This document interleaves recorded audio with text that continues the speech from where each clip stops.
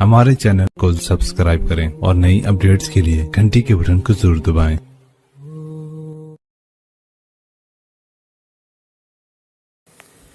बिस्मिल्लाहिर्रहमानिर्रहीम। अस्सलामु अलैकुम वरहमतुल्लाहि वबरकातुह। मुहतरम नाजरीन, आप देख रहे हैं जमजम ग्राफी, गुजरात फाइल्स, पसे पर्दा हक़ाइक़ का इंकशाफ। इसका सिलसिला चल रहा है बाब नंबर 3, किस्त नंबर 2। आइए शुरू करते हैं। मैंने सिंघल से माइक का तारुफ करवाया, फिर अपने मसनूई यानी बनावटी अंग्रेजी लहजे में आने की गर्ज उसे बताने लगी। सिंघल बड़ी संजीदगी से मेरी बातों को सुनता रहा, बड़ी सीरियस होकर सुनता रहा। मेरे हर लफ्ज़ को उसने बगौर सुना और बीच बीच में सर भी हिलाता रहा। जब मुझे यकीन हो गया कि अब इसकी तवज्जो मेरी तरफ मबजूल हो चुकी है, यानी इसकी तवज्जो मेरी तरफ ही हो चुकी है पूरी, तो मैंने कुछ मानूस नामों को, यानी कुछ सुने सुने जाने पहचाने नामों को गुफ्तगू में शामिल करने की कोशिश की। दरअसल माया बेन आपसे बहुत मुतासिर थी और उनका मानना है कि रियासत के ज़हीन तरीन अफसरों में से एक आप भी हैं, यानी सबसे ज़्यादा इंटेलिजेंस अफसरों में से एक आप भी हैं। अपनी फिल्म के लिए उनकी प्रोफाइल भी हम तैयार कर रहे हैं। इस बात का खातिर खा असर हुआ। उसके चेहरे की खशूनत यानी सख्तपन और संजीदगी नरम पड़ चुकी थी। मुस्कुराते हुए कहा, वो बहुत ही अच्छी और मजहबी खातून है। मैंने सोचा कि बेहतर यही होगा कि जिन तनाज़ुआत यानी जिन झगड़ों में घिरा हुआ है उससे मुताल्लिक किसी बात को गुफ्तगू में न लाया जाए। गुफ्तगू का सिलसिला शुरू करने के लिए भोलेपन और मरऊबियत का मुजाहरा करना, प्रभावित होने का मुजाहरा करना ज़्यादा आसान मालूम हुआ। उसने अपने बचपन के किस्से सुनाना शुरू कर दिए, आला तबके से मुकाबले की अपनी ख्वाहिश का इजहार किया, ब्राह्मण पड़ोसियों का अपनी दलित फैमिली के तई तर्ज अमल का जिक्र भी किया और ये भी बताया कि वो अपनी फैमिली में अकेला कमाने वाला है। मैंने पूछा कि क्या पुलिस फोर्स का हिस्सा बनना किसी तरह से उनके लिए वसीले नजात साबित हुआ, यानी नजात पाने कोई साबित हुआ। आदम मुसावात यानी बराबरी का ना होना हर जगह उग जाती है और जिस निज़ाम का मैं हिस्सा हूँ वो भी इसे अछूता नहीं है, सिंघल ने जवाब दिया। जिस मुलाकात की शुरुआत 15 मिनट के लिए हुई थी वो 1 घंटे तक चली। माइक हर वो तफसील कलम बंद करता जा रहा था, यानी हर तफसील लिखता जा रहा था जिसे लिखने को मैं उसे कहती। सिंघल इन तमाम चीज़ों से मुताल्लिक कहानियाँ सुना रहा था जिनकी वजह से आज वो उस मकाम पर पहुंचा था। उस दुकानदार से लेकर जिसने उसको इसलिए डंडे से मारा था कि उसने दुकान की किसी चीज़ को छू लिया था क्योंकि उसका ताल्लुक निचले तबके से था, बहादुरी के वाक़यात तक के कैसे अक्षरधाम मंदिर में घुसने वाले दहशतगर्दों से उसने मुकाबला किया था। जब वो बोल रहा था तो फ़ख्र के आसार यानी गर्व के निशानात और उसके तासरात उसके चेहरे पर साफ नुमाया थे। मैंने उसके कारनामों पर जब उसकी तारीफ की तो वो लज्जा सा गया, यानी शर्मा गया। एक ऐसे वक्त में जब उसकी गिरदोपेश की हर शय, उसके आसपास की हर चीज़ तनाव का बायस थी, तनाव का जरिया थी। वो खुद उसका अपना कैरियर दाव पर लगा हुआ था। किसी गैर मुल्की से तारीफी कलिमात सुनकर शायद वो बहुत सुकून महसूस कर रहा था। जब हम बनावटी मश्क यानी मॉक ड्रिल की तफसीलात में डूबे हुए थे तभी अदरक की चाय हमारे सामने पेश की गई।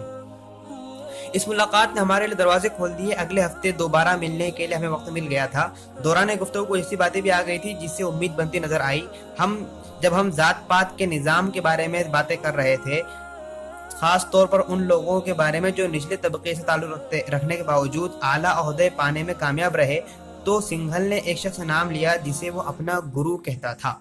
ये शख्स राजन परियाद ऋषि था। गुजरात ATS का साबिक सरबराह यानी एक्स उसका था, जिम्मेदार था, जिसका सिंघल बहुत एहतराम करता था। उसने हमें बताया कि परियाद ऋषि का ताल्लुक भी OBC से है और वो हमारे डॉक्यूमेंट्री को एक नुक्ता नज़र देने में मुआविन हो सकता है, हमारे डॉक्यूमेंट्री को एक आगे ले सकता है। वो 1 साल पहले रिटायर हुआ था और अहमदाबाद में अपने अहले खाना के साथ, फैमिली के साथ रहता था। शायद हमारे काम से कायल होकर, हमारे काम को मानकर उसने सर से हमारी सिफारिश की पेशकश भी कर दी ताकि हम आसानी से उससे मिल सकें। सिंघल के साथ 1 घंटे तक बातचीत के बाद हम ATS के ज़बरदस्त सिक्योरिटी वाले हेडक्वार्टर से बाहर आए।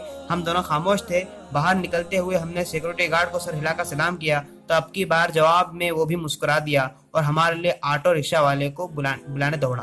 1 किलोमीटर की दूरी तय होने के बाद हम दोनों एक दूसरे को देखकर मुस्कुराए।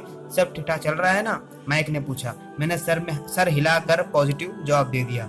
अगले कुछ दिनों तक हमने फैसला ये किया कि सिंघल को कुछ वक्फा दिया जाए, कुछ उसे वक्त दिया जाए।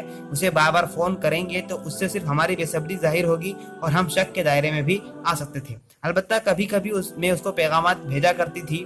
उसके पैगामात भेज कर मैसेज भेज कर बताती रहती थी कि उसके बारे में हमने कितनी तहकीकात की हैं और रियासत के तई यानी रियासत को लेकर या प्रदेश में उसकी लगन और यकसुई से हम किस कदर प्रभावित हुए हैं। हमारे अगली मुलाकात का दिन जल्द ही आ गया। इस बार मैंने फिर फैसला किया कि माई को साथ न ले जाया जाए। ये सबक मैंने सियासतदानों का इंटरव्यू लेते हुए या अफसरों के साथ ऑफ द रिकॉर्ड गुफ्तगू करते हुए सीखा था।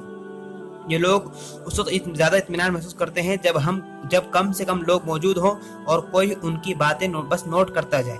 जहां तक गुफ्तगू रिकॉर्ड करने का सवाल था तो उस दिन मैं पहले से ज्यादा तैयार थी। साबिका मुलाकात से मुझे यकीन हो गया था कि अगली मुलाकात जरूर इंकिशाफाती नौइयत की होगी, यानी उसमें बहुत सारे खुलासे हो जाएंगे।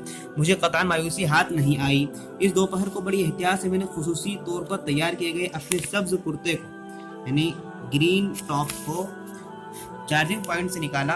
कुर्ते का ऊपरी हिस्सा गहरी कश्मीरी हैंडवर्क से मुज़य्यन था, जिसकी वजह से एक छोटा सुराख ढक गया था जो दरअसल उस कैमरे का रास्ता था जो उसके अंदर लगाया गया था।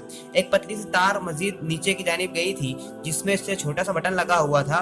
जब भी कुछ भी रिकॉर्ड करना हो तो उस बटन को हर बार मुझे ऑन और ऑफ करने की जरूरत पड़ती थी। ये बड़ी आजमाइश का काम था क्योंकि जब भी कैमरे का बटन ऑन किया था तो एक सुर्ख बत्ती जल उठती थी जो कैमरे के ऑन होने का इशारा था। अगरचे मैंने इसकी खासी मशक की थी लेकिन फिर भी ये खदशा था कि कहीं ये बत्ती बुझी ना हो।